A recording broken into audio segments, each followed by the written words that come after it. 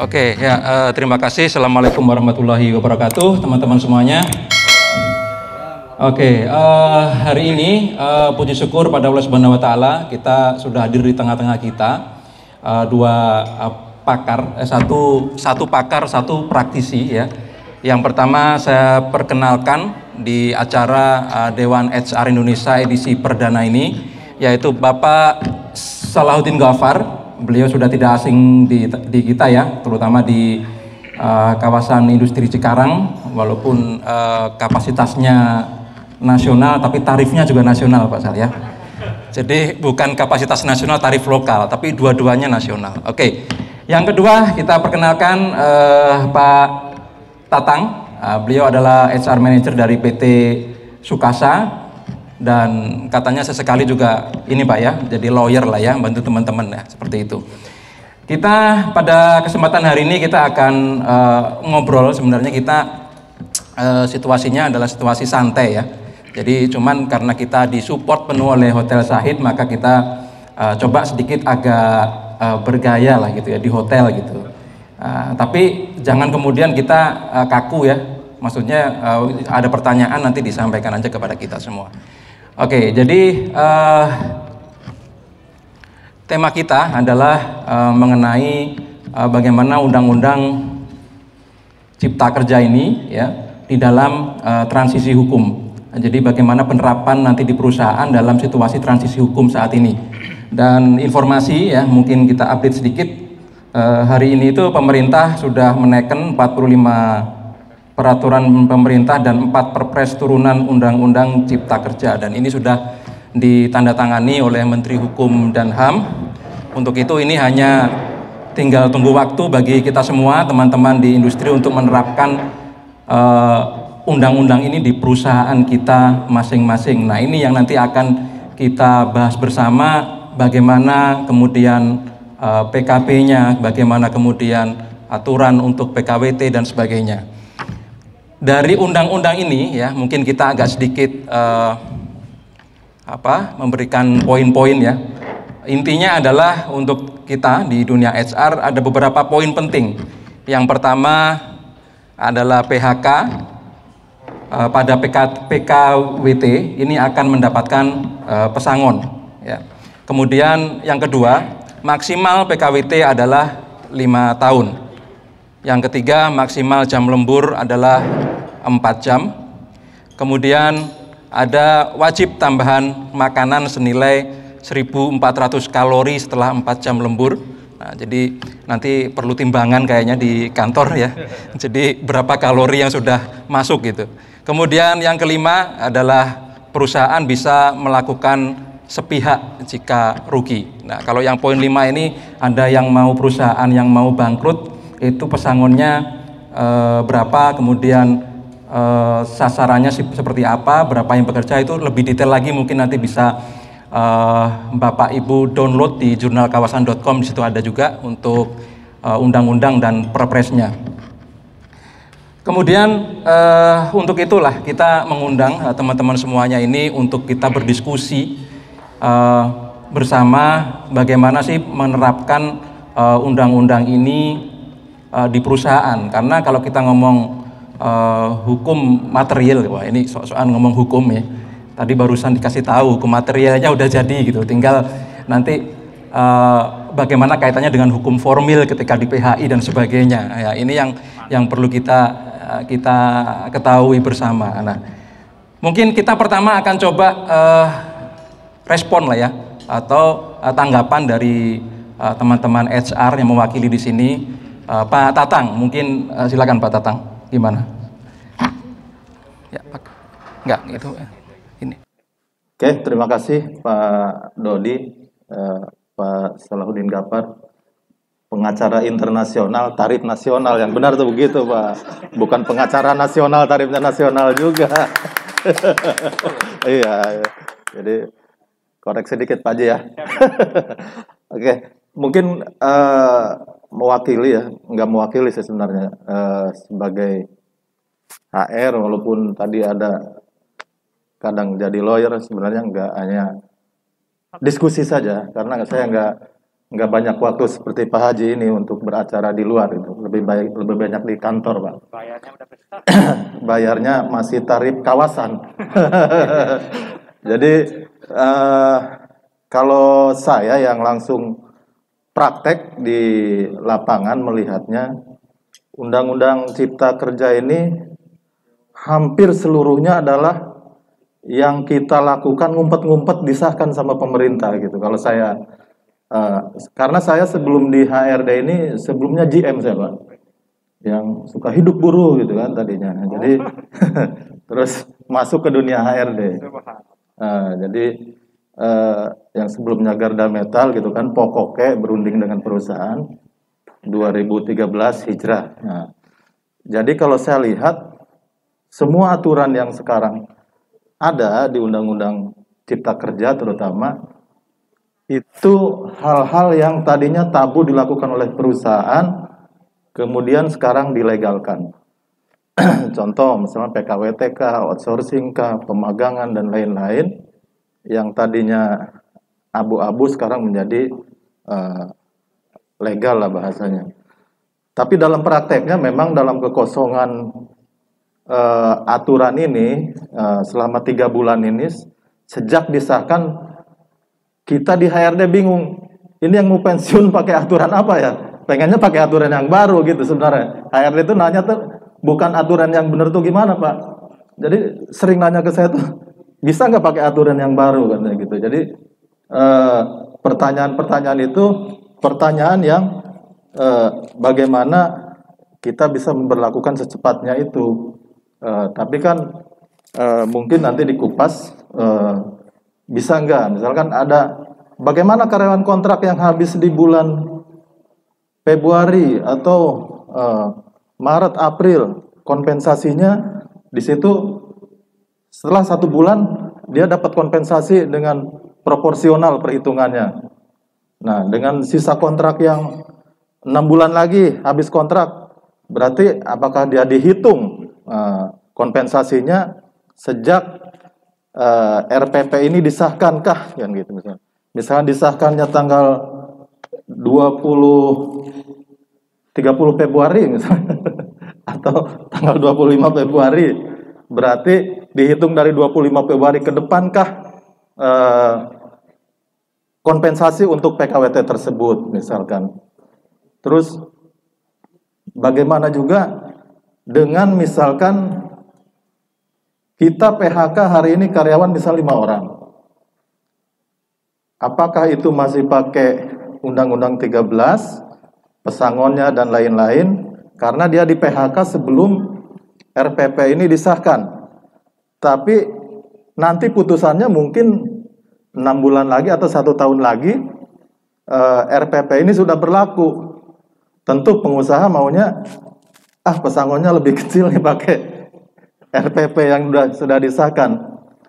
Mungkin itu juga nanti sedikit disinggung. Kalau saya PHK karyawan hari ini karena efisiensi, contoh di perusahaan saya, PHK hari ini pesangonnya ngikutin misalkan apakah RPP yang disahkan ini atau dia sebelum RPP disahkan. Itu berlaku yang mana? Itu juga kegalauan, kebingungan, tindakan-tindakan yang dilakukan sebelum disahkannya RPP ini.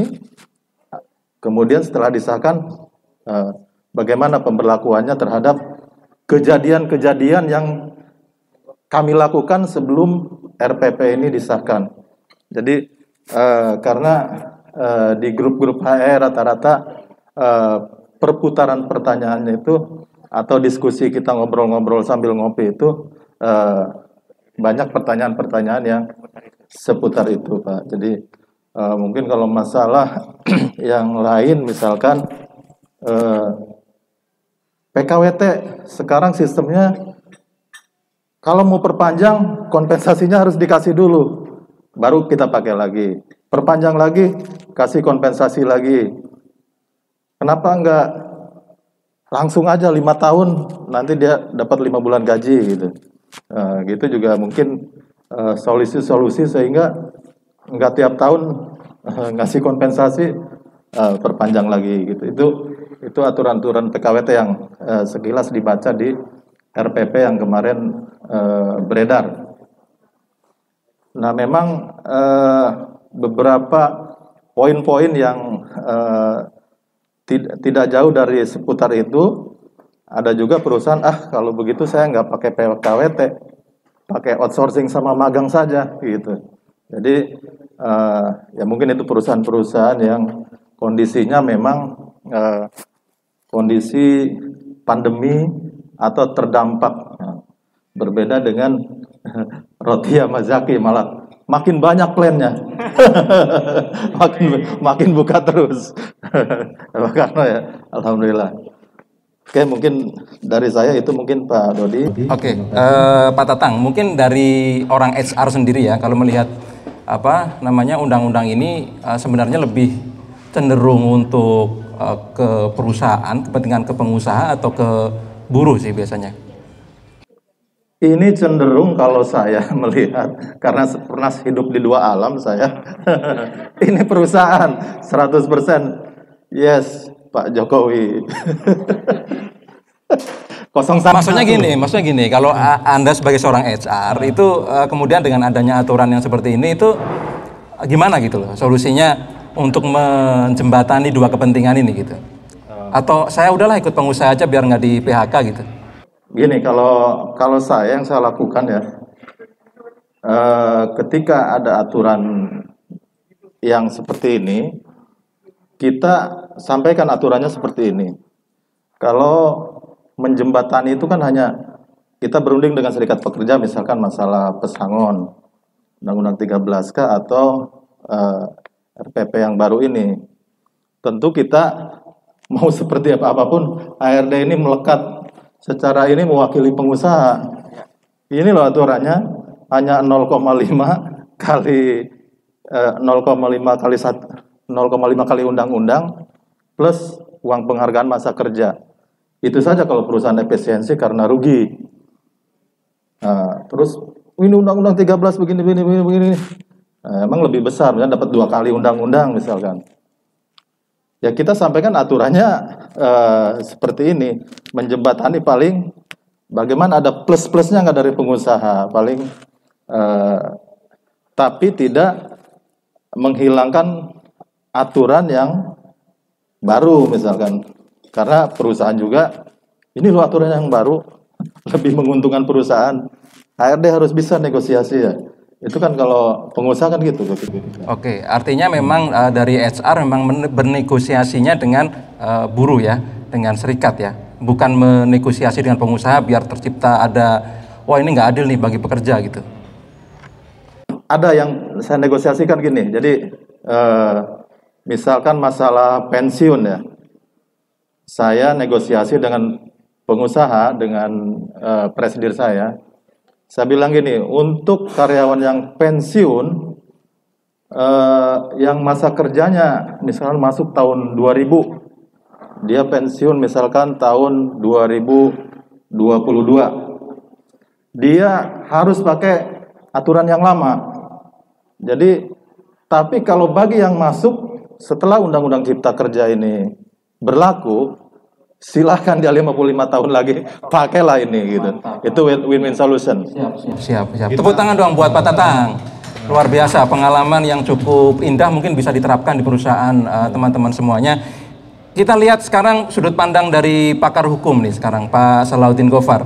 Gimana hari ini pasal kita sudah ada PP, sudah terbit, artinya kita tinggal gerak jalan aja lah, kira-kira seperti itu. Karena nego itu nguntungin kita juga Pak, yang tadi itu. Ada kepentingan kita juga.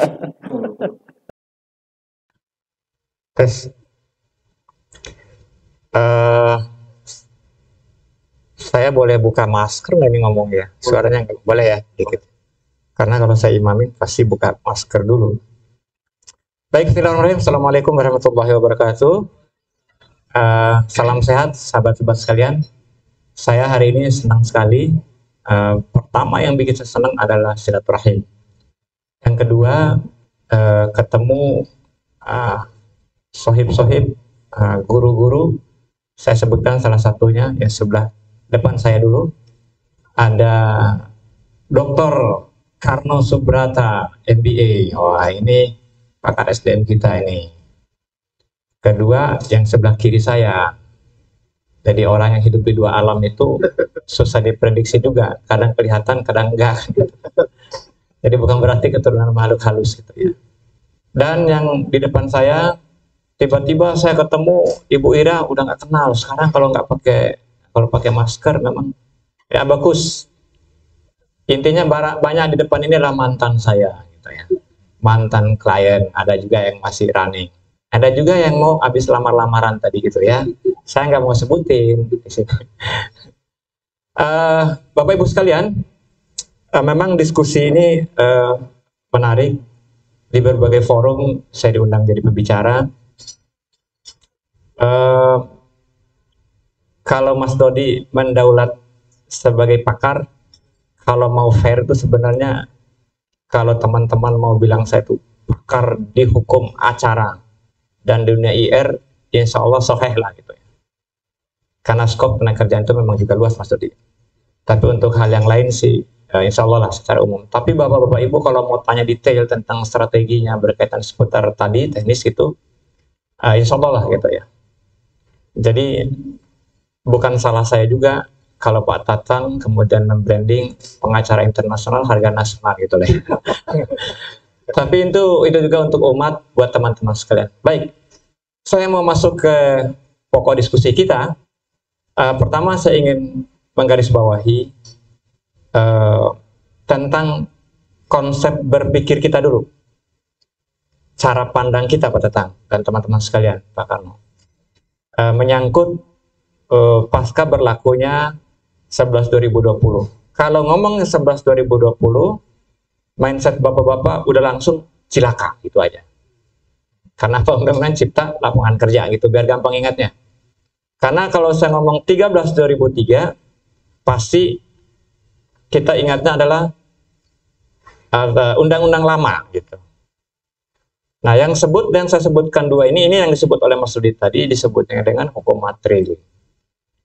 Jadi hukum material itu apa? Mengatur tentang, ini harus catat nih kalau praktisi datang hari ini. Menyangkut dua hal saja.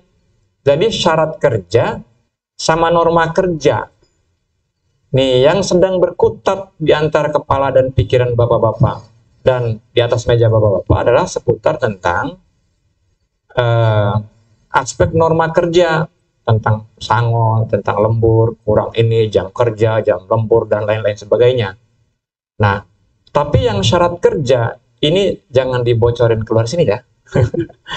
Ini rahasia kita, karena beliau udah melalui masa itu. Ada hal isu sebenarnya, saya ngomongnya pelan aja ya, menyangkut syarat kerja Pak Karno Pak Tatang. Syarat kerja itu tidak pernah diperjuangkan secara maksimal, bahkan tidak pernah diperjuangkan di era Pak Tatang pun. Apa itu? Misalnya gini, maksud saya. Orang kalau seorang pekerja, kalau dia kekurangan lembur 1 jam saja, pasti dia ribut kalau Bapak nggak bayar. Betul tidak? Tapi orang nggak pernah ribut, pikir bagaimana nanti ketika dia di area kerja, tidak dilengkapi APD yang namanya misalnya masker, atau Google, kacamata kerja itu, ya facial itu. Padahal itu ada 2 risiko besar dia misalnya. Terpapar penyakit yang nanti merusak paru-paru dia misalnya. Atau yang untuk yang mata mungkin ada risiko misalnya kaitan dengan ancaman kebutaan misalnya. Kapan itu kan muncul? 5, 10, 20 tahun setelah nanti dia bekerja atau setelah pensiun. Kemudian ada kasus yang menarik yang diperselisihkan, ini masih ada waktu ya proses. Ini karena dengan cerita kasus ini teman-teman lebih gampang nanti mengimplementasikan ke dalam nanti.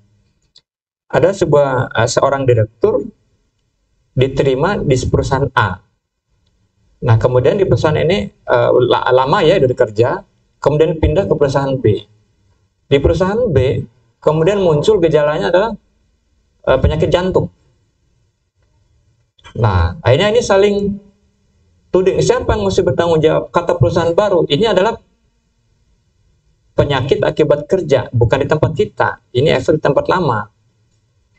Nah, kemudian akhirnya begitu datang informasi dari dokter, second opinionnya ke Singapura, dokter mengatakan ini confirm bahwa ini adalah akibat kerja. Kalau penyakit akibat kerja, terang itu merujuk kepada perusahaan lama.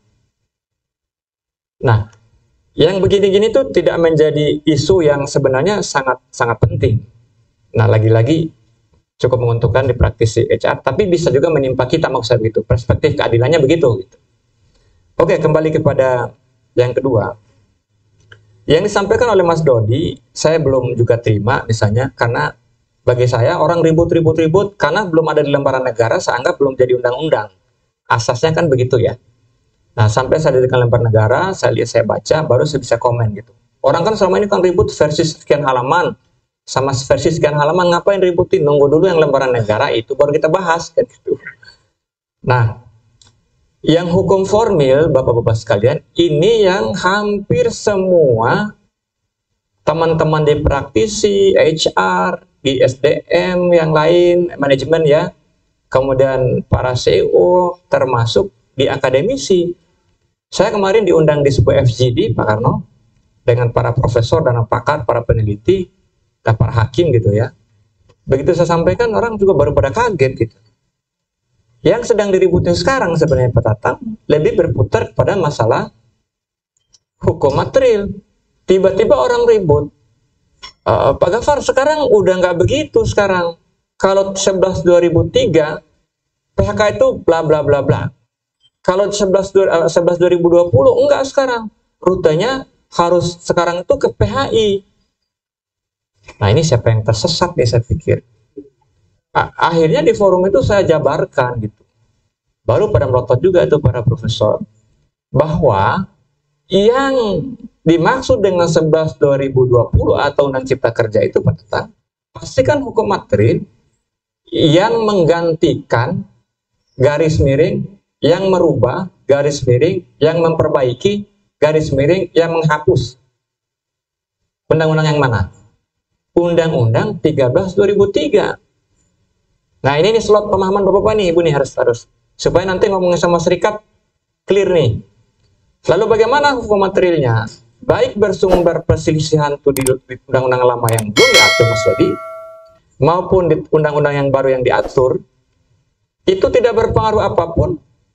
Ujung-ujungnya akan menggunakan undang-undang yang mana? Hukum formilnya. Undang-Undang nomor 2 tahun 2004. Flow-nya gimana? Tetap kalau ada masalah bipartit, kemudian kalau tidak selesai mendaftarkan diri ke mediator, risalahnya keluar, nanti masuk ke PHI, PHI putus, nggak terima nanti ke kasasi.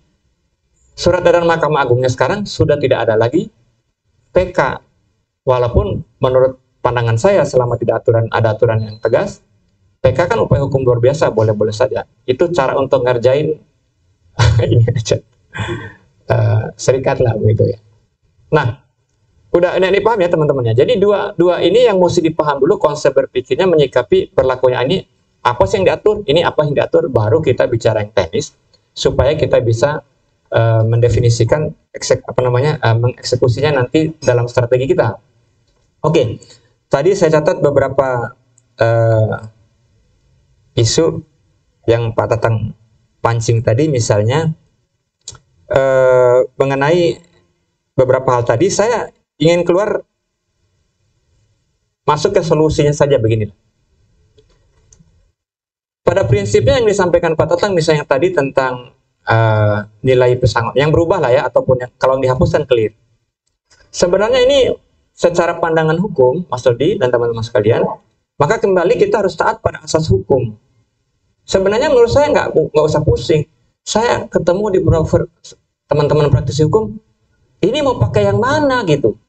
Ini pertanyaan serius atau memang nggak ngerti maksud itu.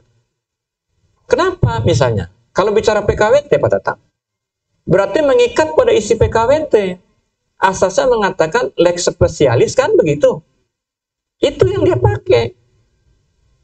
Tapi nilainya nggak bisa, karena kalau nanti diuji, yang akan dipakai tetap sesuai dengan asas hukum perjanjian adalah perjanjian yang dibuat oleh para pihak menjadi undang-undang, dia akan mengikat ke situ. Jadi nggak usah pusing-pusing hari ini. Halo? Halo? Halo? Clear ya? Nah, Bagaimana kalau ada hal-hal yang diskusi dinamika yang memancing, kan Pak aturannya begini, aturannya lama kan begini, aturan baru begitu.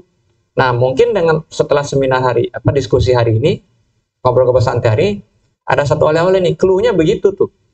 Kalaupun ada yang perlu didiskusikan tadi, menjadi irisan kemaslahatan, win-win solution tadi bagus tuh Pak Tatang tuh.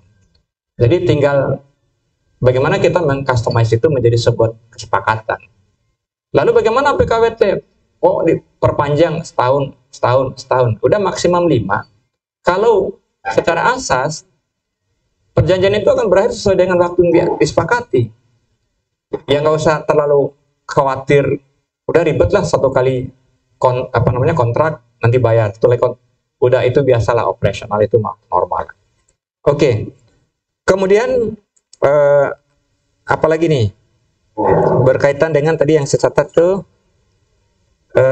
ini yang penting nih teman-teman sekalian, dengan kondisi transisi kayak begini, even nggak ada masalah transisi, di masalah kondisi yang normal pun solusi ini saya mau kasih tahu ke teman-teman. Halo teman-teman, fokuslah untuk mengurus tentang manajemen hubungan industrial.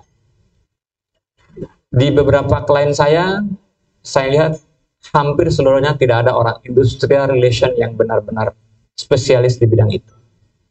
Tadi saya baru cerita, diskusi sama Bu Rini misalnya, kenapa sekarang itu serikat menjadi dominan misalnya.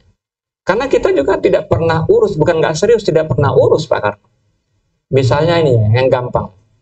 Ini bayangkan ada keluhan tentang kurangnya rasa makanan yang disajikan di kantin, itu bisa menjadi runyam padahal kelihatan sepele. Kenapa?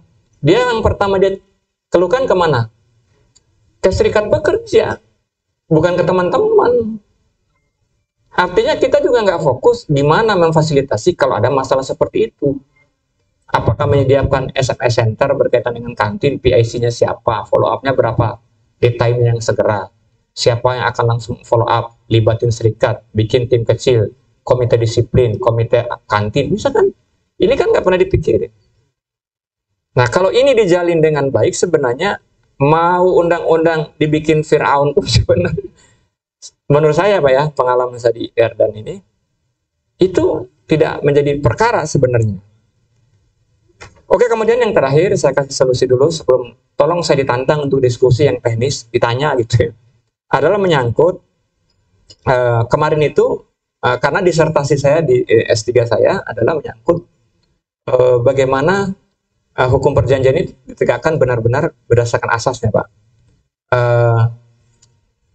Jadi kalau kita lihat konflik yang kita hasil penelitian saya di beberapa pengadilan dan di beberapa serikat, data-data yang masuk dari kaitan dengan perselisihan PKWT, PB yang sudah disepakati dan lain-lain ini memang cukup banyak.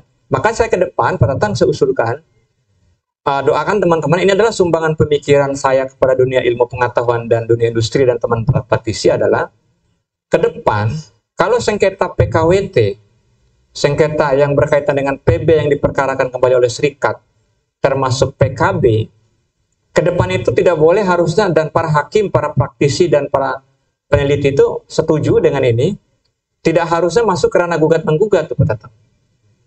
Bagaimana saya usulkan ke depan agar masuk ke ranah permohonan eksekusi. Nah, problemnya apa? Di PHI sekarang kompetensi hakim-hakim juga sekarang tidak bagus, khususnya hakim karir, Pak. Hakim karir itu dianggap ya udahlah, pekerja itu orang susah, kasihan, udah bantu aja. Coba tanyain pengusahanya, ada duitnya nggak? Perkaranya. Ya sekarang tuh begitu, Pak. Jadi kalau saya di tingkat pertama cenderung mungkin lebih banyak dikalahkan, tanda kutip, karena saya nggak mau kompromi, minta uang, minta apa, saya nggak mau. Karena ini prinsip gitu loh, hal yang udah benar perusahaan jalankan, kenapa tidak didukung mestinya gitu. Akhirnya kalau dengan asumsi tadi, udahlah ini pekerja kan susah, kasihan, udah. Tapi dia tidak pernah tahu, khususnya hakim-hakim ad hoc itu, adalah begitu satu kali menyatakan mereka itu adalah tidak terima PHK, tahu nggak apa efek yang paling besar? Di floor itu udah berbeda Bapak sekalian. Orang udah slow down. Orang udah nggak mau disuruh lembur. Orang nggak mau kerja, bener nggak? Nah, psikologi ini kan nggak pernah dipikirin sama para hakim-hakim. Mungkin juga teman-teman praktisi HR. Ini 3 solusi ini saya pancing dulu sebelum detail. Kalau ada mau kita diskusi tentang hal-hal yang tadi sifatnya teknis, bagaimana hitungan pesangon, bagaimana penerapan asasnya, bagaimana ilmu legal draftingnya. Masih ada waktu sebelum kita bergeser ke tamu berikutnya ya, Mas Julian. Karena saya ini antrian keempat terakhir nanti Pak Dodi. Terima kasih. Sementara begitu dulu ya. Nanti kita diskusi. Assalamualaikum warahmatullahi wabarakatuh. Assalamualaikum warahmatullahi wabarakatuh. Itu tadi ya sedikit mungkin dari sisi hukum ketenagakerjaan. Kalau saya pasal-pasal nggak hafal Pak ya, taunya pasal Cikarang, pasal Cibitung ya, pasal induk. Iya, mungkin tadi dikatakan belum masuk di lembaran negara ya gitu ya Pak Haji ya. Jadi artinya sebenarnya ketika sudah berita kan kita ini kadang suka lihat berita di grup WA ada yang begini-begini gitu. Sebenarnya gimana sih kita nyikapin itu sih? Dan kapan kemudian PP ini jadi lembaran negara, satu. Kemudian apakah nanti itu ada aturan turunan, misalkan kayak Perbub atau apa segala. Apa kita harus menunggu itu dulu? Oke, silakan. Ya, tadi sumber hukum hubungan kerja ini kan udah pasti nggak jauh dari perjanjian kerja waktu tertentu dan perjanjian waktu tidak tertentu kan. Turunannya SOP dan PKB yang lain itu. Jadi bagaimana sesuatu hal yang urusan dapurnya Bapak dan Ibu, bumbunya apa, cabainya berapa porsinya, garamnya berapa, itu kan dapur kita kan. Maksud saya di PKWT dan PKB itulah kita elaborasi aturan 13/2003, mungkin yang sudah terlanjur dibikin, bagaimana solusinya? Bikin aja adendumnya. Bisa kan? Sehingga misalnya gini, ada orang yang kontrak setahun. Ini tiba-tiba kondisi kita sekarang.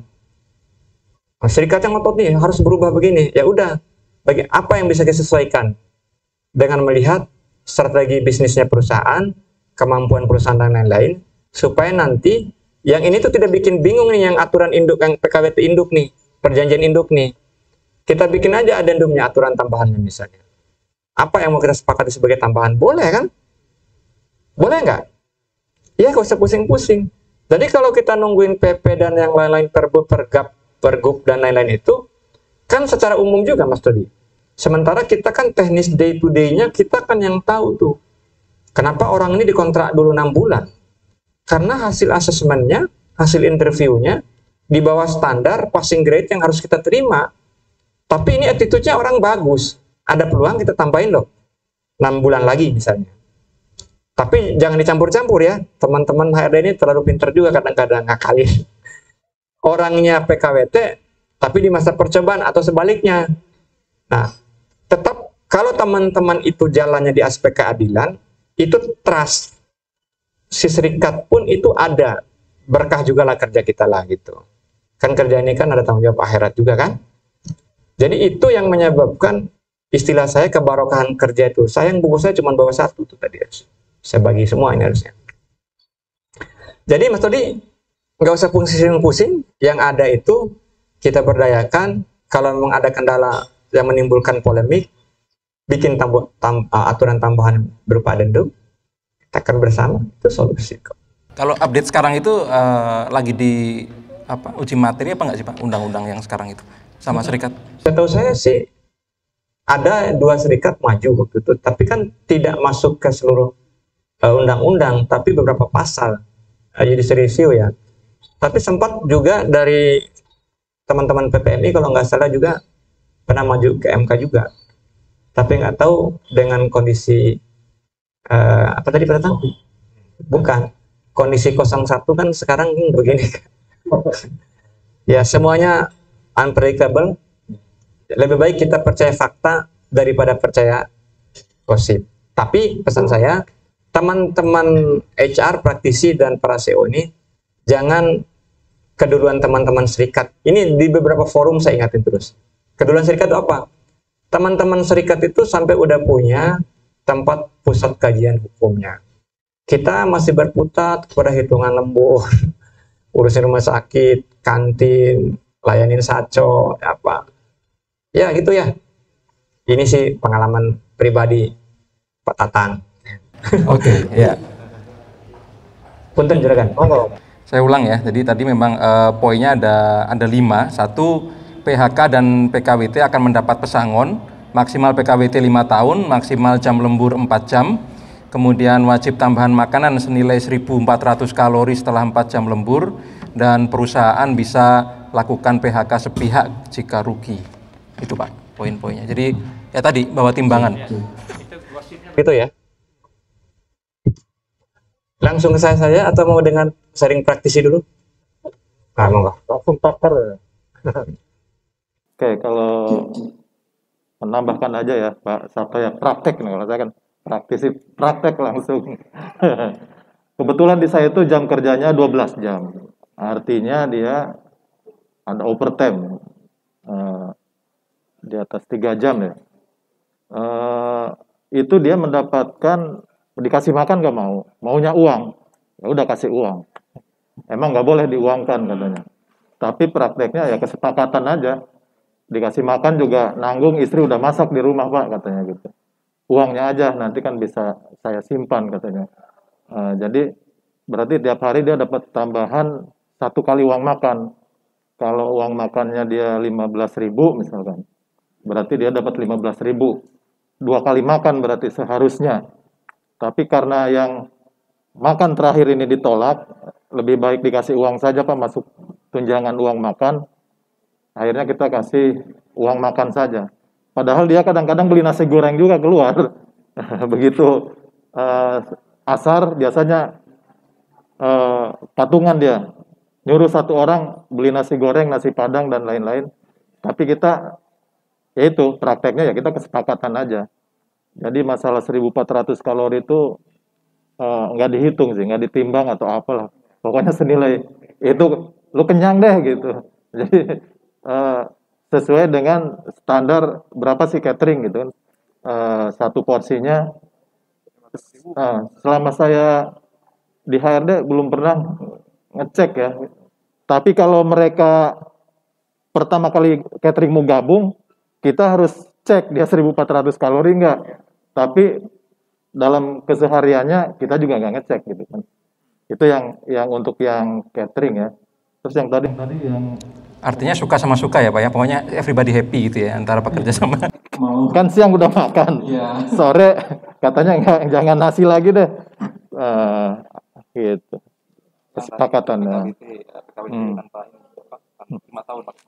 Oh iya, kalau PKWT memang regulasinya seperti itu, yang tadinya maksimal 3 tahun gitu kan, kita memahaminya. Kalau sekarang 5 tahun. Walaupun kata belum masuk lembar negara, kalau sekarang saya selalu optimis apa yang sudah ada itu nggak jauh beda, karena palunya dipegang Pak Jokowi sekarang. DPR udah nggak megang palu lagi karena peraturan pemerintah. Jadi tinggal nunggu jam 12 malam, habis itu diketok. Ya, jadi gitu, nunggu jam 12 malam. Kalau kita mau PHK, tunggu hari. Kalau HRD mau PHK. Kalau Pak Jokowi ngasih aturan jam 12 malam, berarti hari Jumat kita siap PHK karyawan gitu. Jadi Ya, Pak Haji silakan Pak Haji nanggepin tadi. Baik, Pak Sabto ya. Lebih lengkap lagi kalau datang hari ini Pak Sabtan ya, bagus. Ya. Iya, nggak ada beliau, sakit beliau ya. Kita doakan secara sehat semua ya. Teman-teman sekalian gini, prinsipnya mari kita sederhanakan cara kerja kita. Tapi jangan digampangkan, sederhanakan. Maksudnya gini, yang sudah jelas terang aturannya, itu ikuti saja. Supaya teman-teman itu tidak banyak repot menghadapi teman-teman serikat. Itulah dalam makna hubungan kerja, apalagi kita ini sebagai jembatan antara manajemen dengan pekerja, integritas kita kan dinilai itu ya. Nah, Kalau aturan mengatakan udah 1400 kalori, bagaimana ngukurnya itu teknis lah. Biasanya saya di klien-klien saya berlakukan bantu bikin internal company policy-nya. Apa itu misalnya standarisasi menyangkut dari quantity dan quality-nya, sehingga bisa mengcover aspek kalori tadi gitu misalnya Pak. Kemudian masalah lembur diatur itu, ya sudah ikut gitu. Apalagi prinsip dasar secara asas kalau tidak diatur oleh aturan, ikuti saja. Kecuali, nah, kecuali apa? Ada area yang abu-abu yang memungkinkan Bapak untuk diskresi. Nah, diskresi ini pun jangan sendirian. Libatin serikat misalnya. Misalnya apa? Orang cenderung memperdebatkan kata bisa, kata harus, dan kata dapat. Nah, gimana kita? Ya, diskusi ini kan dia ada potensi area abu-abu kan, daripada nanti masuk ke ranah perselisihan, lebih baik. Nah, ini sekaligus saya kasih tahu teman-teman sekalian, kalau bikin PKB, aturan-aturan yang lain berkaitan dengan hubungan kerja ini, saya Pak Tatang biasakan, saya alhamdulillah ini di beberapa klien saya langsung mimpin berunding PKB. Uniknya ini teman-teman serikat, kalau saya nggak datang, Pak Tatang nggak mau mulai berunding walaupun ada manajemen. Bayangin, teman-teman serikat lebih percaya saya yang orang luar, tanda kutip, ketimbang sama orang manajemen. Kenapa? Ini soal konsep aja sebenarnya. Ini saya bagi ya, teman-teman praktekin. Satu misalnya, saya kalau mau ada project misalnya perusahaan dia mau bikin PKB, minta saya buat legal draftingnya, review dan segala macam. Saya lebih tidak terlalu. Saya lebih senang itu bicara konsepnya dulu. Misalnya nih, kalau sebelum mulai PKB, pasti saya ngomong dulu tentang hukum perjanjian. Bagaimana kedudukannya PKB itu. Jadi ada semacam kuliah berapa SKS dulu tentang materi hukum perjanjian. Jadi level informasi manajemen dengan si pekerja itu maksudnya udah sama. Nah, baru nanti kita masuk di tengah dalam aspek keadilan. Bagaimana menerjemahkan ini? Kelangsungan kerja tetap ada, kelangsungan usaha ada, KPI teman-teman kerja itu bagus. Kan bonusnya spesial kalau teman-teman HR. Ada ekstra apa itu? Saya setiap tahun tuh saya bisa dapat 2 kali kalau setahun. Kalau pekerjaannya ekstra. Jangan mau ini risiko kok pekerjaan ditumpukin ke saya semua, enggak. Itu sebenarnya sedang dipercaya, ambil. Nanti ada di penilaian akhir itu pasti ada tuh additional ininya, penilaiannya. Jadi saya naik gaji itu Pak Tatang 2 kali setahun saya. Karena pekerjaan-pekerjaan orang yang nggak mau ambil, saya ambil. Terus tadi tuh mindset kita keadilan. Jadi manajemen tuh jangan dianggap diinin gitu loh Pak. Jangan jual apa ya? Rasanya kasar kali, khawatir. Jangan nyenangin lah. Kan sekarang ada orang bangga kerja di mana? Oh masih kerja di ini Pak Ji. Saya sekarang jadi Joni apa kapan? Jongos Nippon. Orang tuh bisa bangga begitu loh kerja sama orang Jepang. Dia ngaku dirinya Jongos, itu kan nggak boleh Pak. Ini saya nih Pak, maaf nih karena Pak Tatang tadi yang men-trigger. Saya Pak Karno, sekarang itu hanya makan aja itu nggak disuapin tuh sama orang-orang Jepang. Saya ke mobil diantarin, dibukain pintu mobilnya, dipayungin. Di tahanan Jepang. Tahanan Jepang ya. Jadi saya jadi dewa. Karena yang saya sampaikan ilmu, independen gitu. Nah, termasuk tadi kami diskusi sama Mbak Rini dan lain-lain. Saya terbuka aja, nggak mewakili siapapun. Kalau harga kan ngikutin. Bahkan kalau orang habis MOU sama saya, dia bilang setelah selesai, kemurahan ya bayarnya ya gitu. Karena hitungannya itu, bayangin ada orang misalnya 50 orang itu kerja nggak efektif gitu, dibayar tiap tahun. Ini kan perusahaan bukan yayasan sosial, saya bilang begitu. Gimana caranya? Anda bikin asesmen sederhana. Bagaimana ini bisa dipahami dengan serikat? Kalau penumpangnya banyak, ini perahu tenggelam. Lebih baik penumpangnya sedikit, selamat semua. Gimana caranya? Dibungkuslah yang rapi. Nah kalau Mbak nggak ngerti cara bungkus yang rapi ya cari Pak Salahuddin lah gitu. Gitu ya. Tepuk tangan untuk Pak Tatang. Nanti kamu Pak Salahuddin diajarin bungkus gitu ya. Nah, dengan tarif internasional nanti ya. Jangan ngomongin tarif lah malu. Baik, saya udah sampaikan di depan tadi, sengaja saya sampaikan dulu solusinya di depan, supaya kalau diskusi nanti bisa kita rujuk kembali. Sebenarnya kalau bicara sesuatu yang udah pasti, makanya tadi saya sampaikan, Pak Saiful, itu asas yang akan mengikat, Pak. Apa itu? Prinsipnya undang-undang yang lama tidak berlaku kalau ada yang baru, misalnya. Ya kan, itu kan prinsip itu. Tapi ini bagaimana undang-undang aturan internal kita ini mengacu kepada yang lama. Sementara sekarang ada yang baru yang mempengaruhi konten yang kita atur kan di internal company policy Bapak gitu kan nih Pak ya. Nah, bagaimana solusinya, bagaimana berargumentasi dan menganalisa ini supaya disampaikan benar-benar reasonable ke manajemen, supaya juga tidak menimbulkan presiden buruk bagi yang lainnya juga kan gitu.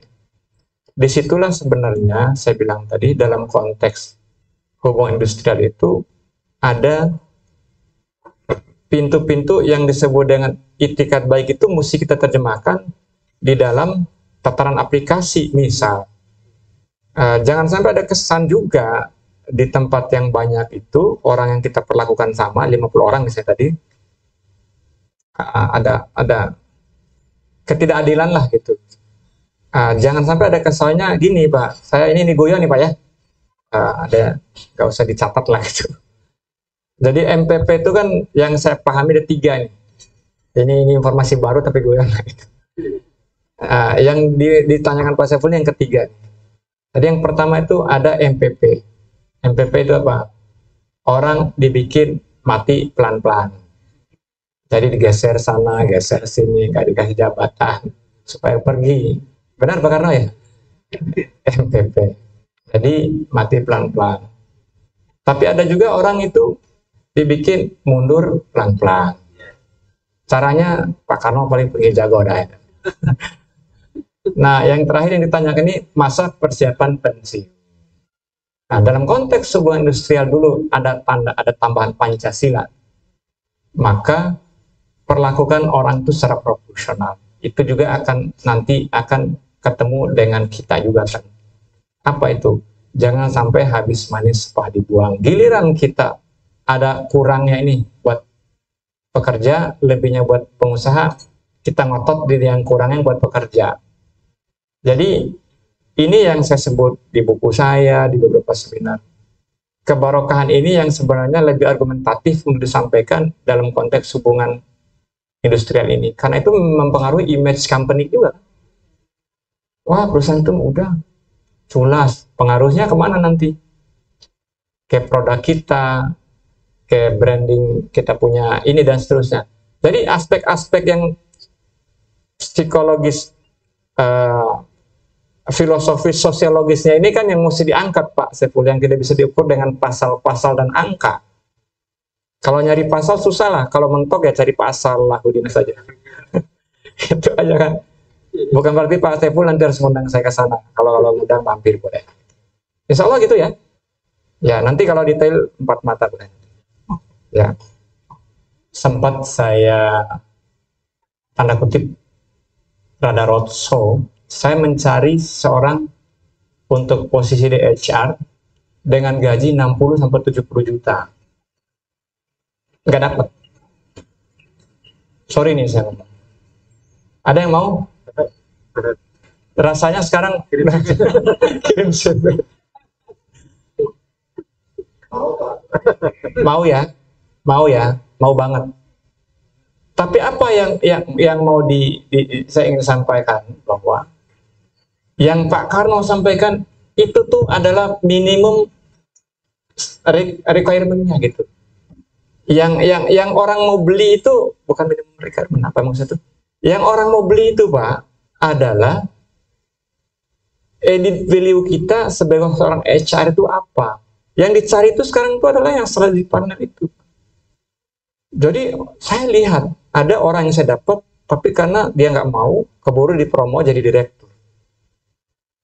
Ini dia bisa ngitung, kalau seorang Pak Tatang itu bisa nyumbang, berapa rupiah ini dia bisa nyumbang profit ke perusahaan, bisa dihitung.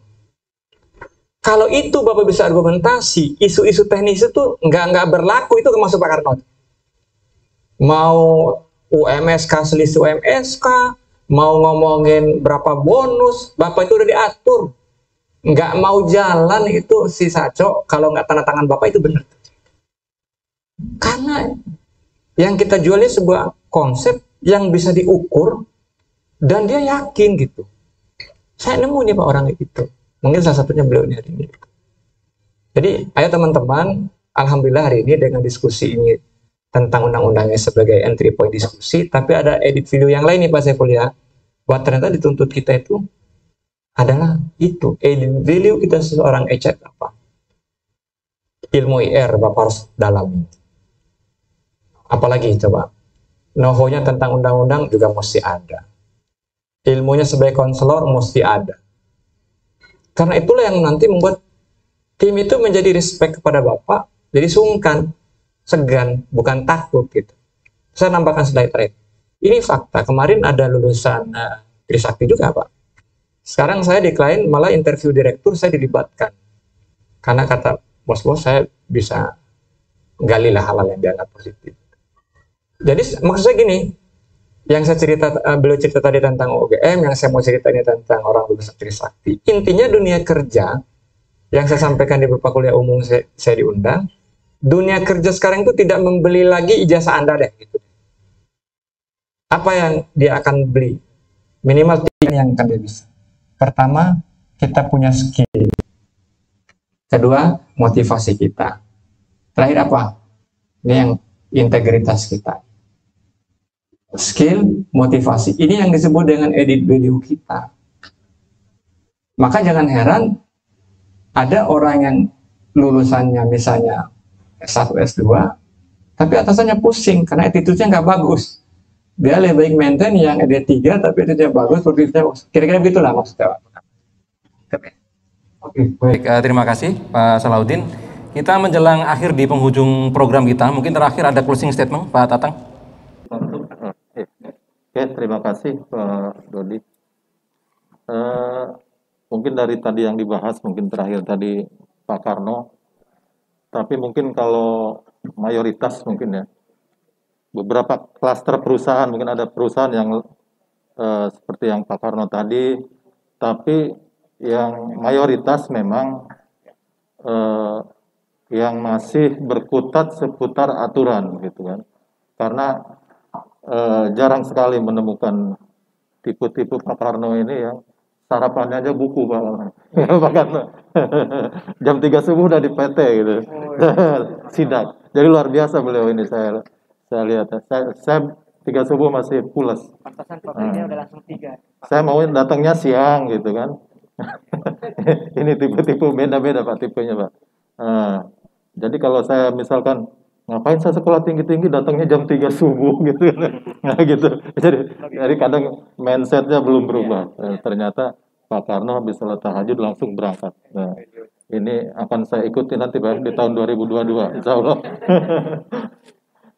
Mungkin terus yang lain mungkin aturan-aturan yang tadi yang disampaikan Pak Salahuddin ya, banyak pencerahan terutama ke saya pribadi. Jadi banyak yang tadinya kita pusing, wah ini berat nih, ternyata ringan-ringan saja, tidak ada masalah. Jadi nggak usah nyari pasal Salahuddin saja, statementnya begitu. Terima kasih Pak Salahuddin, saya bisa duduk bareng di sini karena Pak Emli kebanjiran katanya.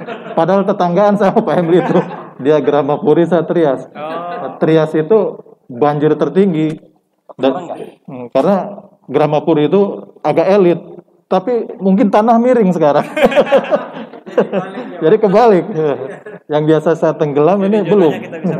Iya. Oke, terima kasih Pak Salahuddin, Pak Dodi. Baik, teman-teman sekalian, dari saya yang pertama,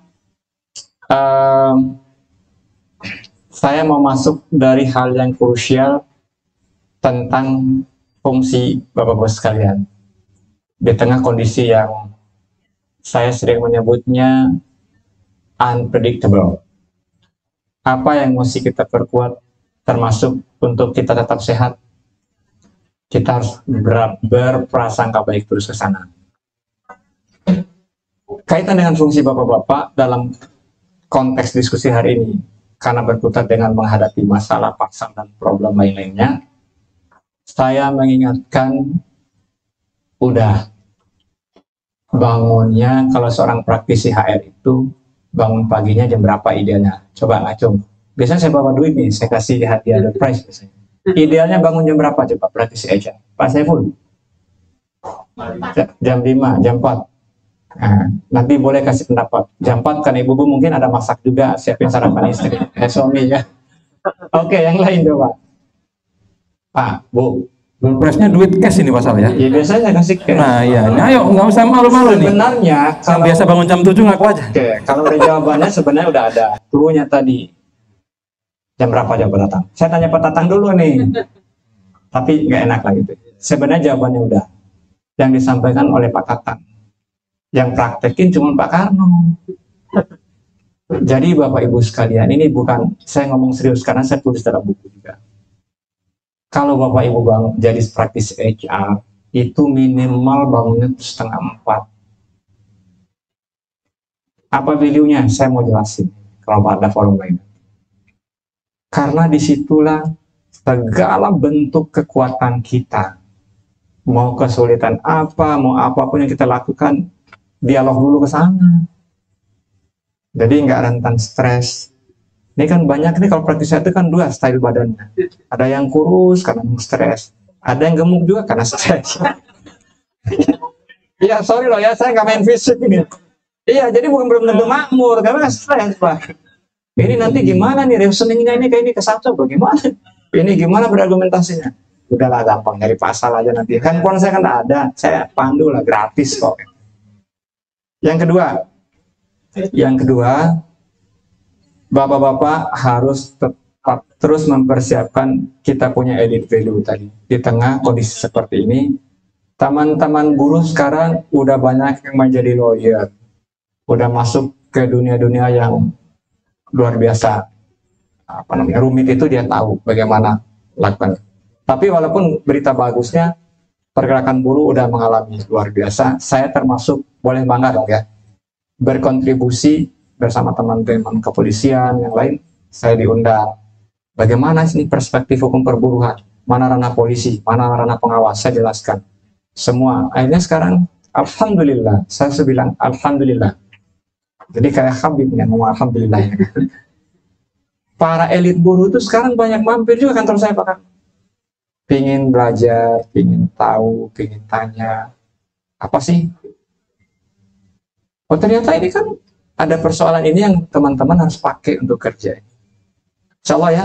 Jadi berkaitan dengan terakhir, statement saya, acara ini bagus sekali, dirutinkan saja, kita bekerja sama, mungkin nanti gilirannya beliau yang bicara, mungkin Pak Saiful nanti yang bicara, kita nanti mungkin bagian yang ngomporin biar rame. Demikian, kalau ada yang kurang berkenan, saya mohon maaf, kalaupun saya ada guyon, itu semata-mata untuk menambah kehangatan antara kita. Mangga kalau yang mau ada tanya, WA saya juga ada kan. Terima kasih. Langsung pamit. Ya. Assalamualaikum warahmatullahi wabarakatuh. Waalaikumsalam warahmatullahi wabarakatuh. Tepuk tangan yang meriah buat kedua tamu kita pada hari ini. Kami tidak akan menyimpulkan apapun sebagai moderator karena pasti teman-teman Bapak Ibu punya kesimpulan sendiri-sendiri terkait dengan diskusi ini. Yang pasti kita berharap diskusi ini bermanfaat untuk kemudian diterapkan di perusahaan masing-masing. Kemudian yang kedua, Dewan HR ini Pak memang kita rutinkan. Jadi kita dari Jurnal Kawasan bekerjasama dengan beberapa hotel yang ada di Cikarang dan Karawang. Jadi untuk 2 minggu lagi mungkin kita tidak di hotel sini tapi di Hotel Antero Pak, dan Java Palace, dan kalau di Karawang di Hotel Mercure. Jadi kita diminta untuk bagaimana menggalakkan pariwisata ini, tapi dengan tetap protokol kesehatan.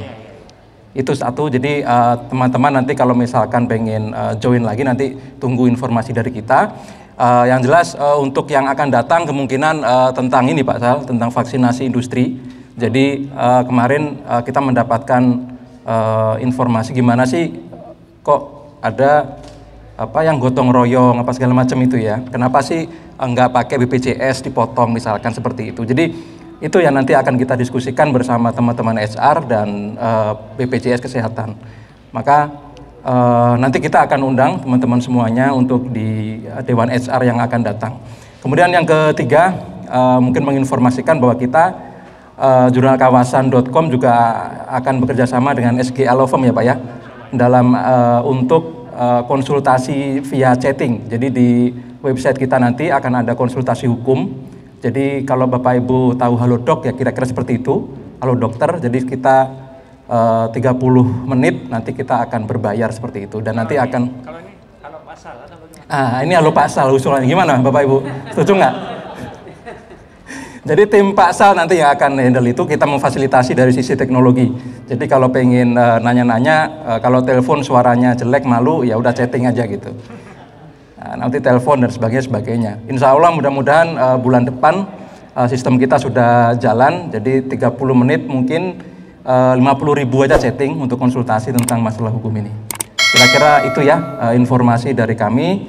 Mudah-mudahan bermanfaat dan saya sebagai moderator mohon maaf bila ada kekurangan. Kita tutup. Wabillahi taufiq wal hidayah. Wassalamualaikum warahmatullahi wabarakatuh.